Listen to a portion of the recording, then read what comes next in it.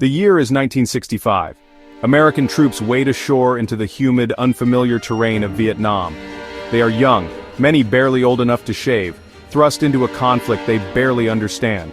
The mission stopped the spread of communism in Southeast Asia. Their enemy, the elusive Viet Cong, masters of guerrilla warfare, who melt into the dense jungle as ghosts. The Americans find themselves in a green inferno, a labyrinth of dense vegetation, booby traps, and hidden dangers. The air is thick with humidity, fear, and the constant drone of insects. This is not a conventional war. The enemy is everywhere and nowhere. These young men quickly learn that Vietnam is a different kind of battlefield. Traditional military tactics are ineffective against an enemy that refuses to fight conventionally.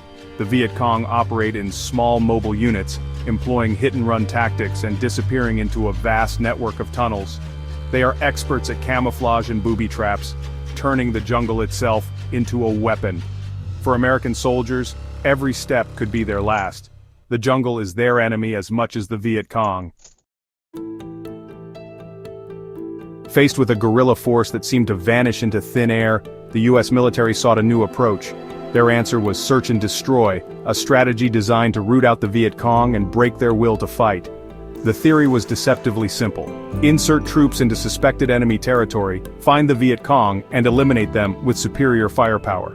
The goal was to inflict maximum casualties, disrupt enemy supply lines, and undermine their support among the local population. On paper, search and destroy seemed like a logical solution to the challenges of guerrilla warfare. It emphasized mobility, aggression, and overwhelming force. Helicopters would become the chariots of this new war, ferrying troops into remote areas and providing air support. The strategy relied heavily on air power, artillery, and ground troops to flush out the enemy and bring the fight to them.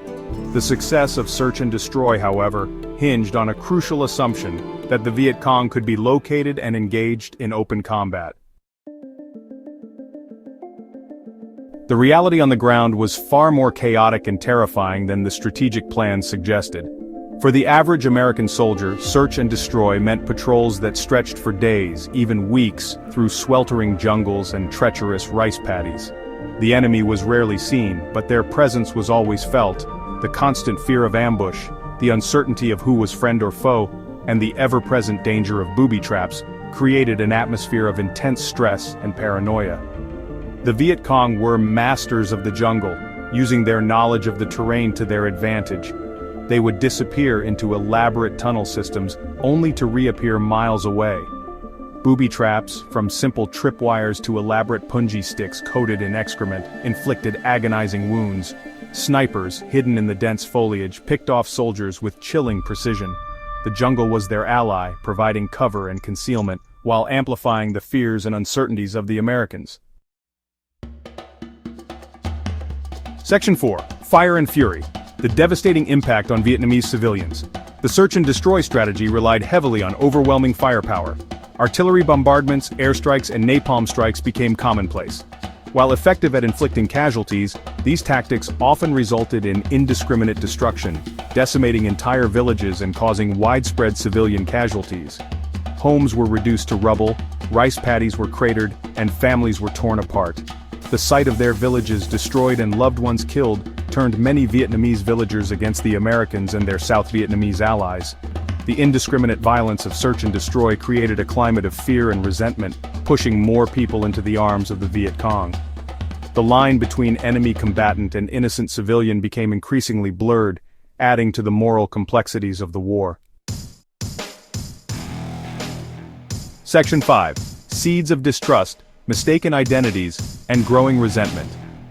The search and destroy strategy was further complicated by the difficulty of distinguishing between Viet Cong fighters and ordinary Vietnamese villagers.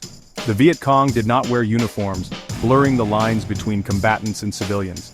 This made it nearly impossible for American soldiers to determine who was a genuine threat and who was an innocent bystander.